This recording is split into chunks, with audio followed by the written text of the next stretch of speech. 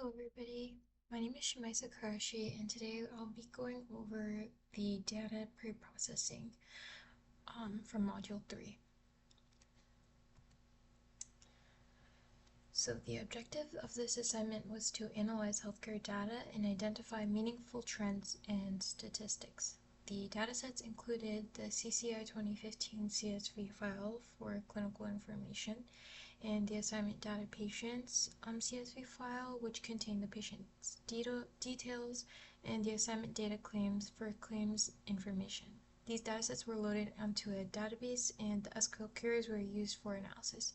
Each step involved careful setup to ensure data accuracy and usability. So this is the database setup. So the first step was to load each dataset into our database. This process included loading the files. So as you can see here, since I already have a HAP 456 database for the purpose of this assignment, I created a new database called Health. And I loaded the CCI 2015 CSV file to the table Health by going on to Health, clicking onto Task, and then importing flat file.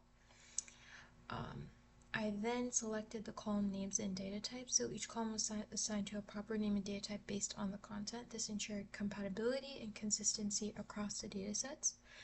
And then I renamed the tables to make the querying easier. The tables were given descriptive names like patients and claims.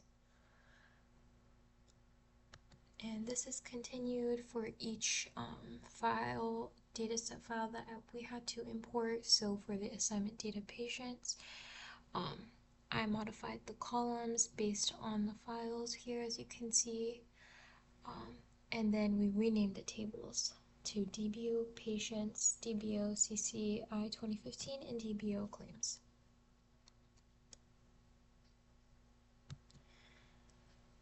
So for the key analysis, we then focused on answering several quick key questions. So we asked what the most common diagnosis was, how many patients have chronic conditions, and what is the most common chronic condition. So as you guys can see here, we started off the query by specifying which database we were going to use. So in this case, I used Health. And then before we start, we need to change the type of columns, the type of column diagnosis in the claims table. So we altered the table, as you can see here. And then we went ahead with the query to find the most common diagnosis.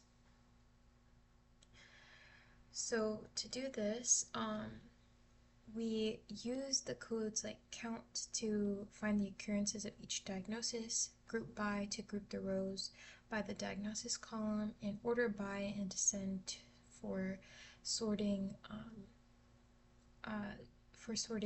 the results in descending order. And then this is how we were able to come up with the most common diagnosis. For the next question, how many patients have chronic conditions? We filtered patients with chronic conditions using the where chronic conditions and count to give the total number of such patients.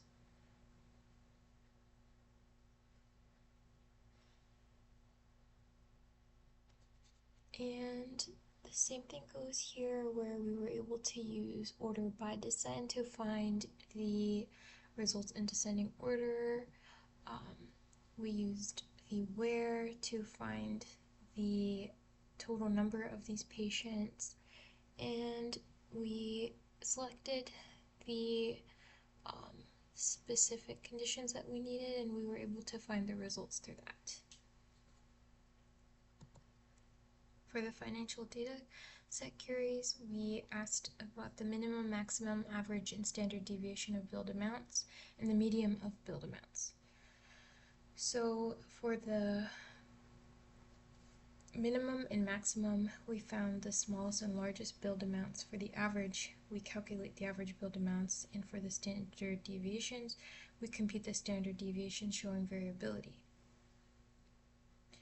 With the median calculation, we use percentile continued to calculate the 50th percentile, which is the median, and order by billed amount to ensure that the values are sorted for correct median calculation.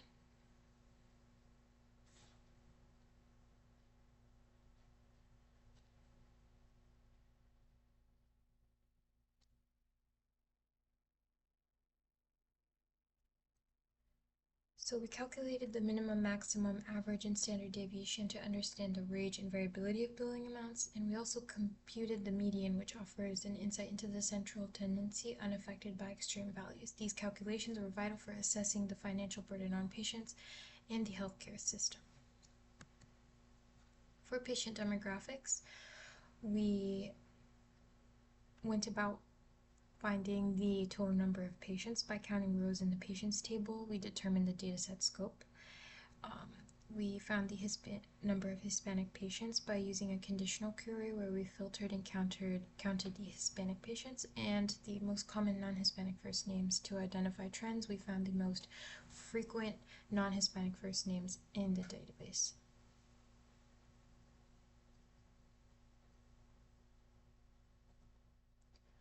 So we counted all the rows in the patients table to find the total number of patients. And for the number of Hispanic patients, we selected count as Hispanic patients to filter rows where the ethnicity column equals Hispanic and counts them. And for the most common non-Hispanic first names, we filter non-Hispanic patients and right here, and we group by the first name and count the occurrences, and then sort by count in descending order, and it returns the top name, which was Robert.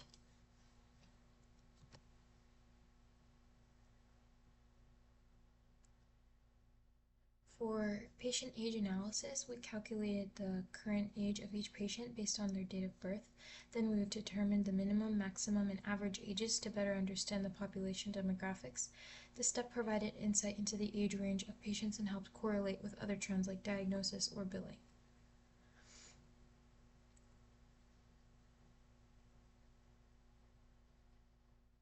So we used the date diff, which calculates the difference in years between the date of birth and today's date.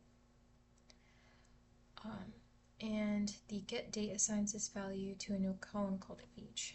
And then for minimum, maximum, and average ages, we first calculate the age for all patients in the subquery, and then we apply the min, max, and average to the results to find the key metrics, being this.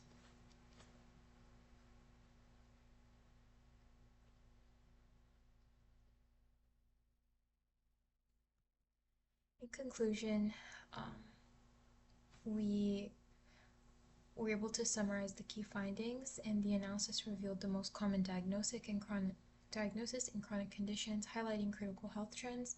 The financial data insights offered a clear picture of billed amounts with calculated measures, providing a deeper understanding. And the demographic and age analysis helped us understand the patient population better, which could inform tailored healthcare solutions. This assignment was an amazing exercise used in SQL for data analysis, and working through each step from data loading to analysis, I gained a comprehensive understanding of healthcare data complexities and the insights we can drive from it. Thank you for watching. I hope this helped.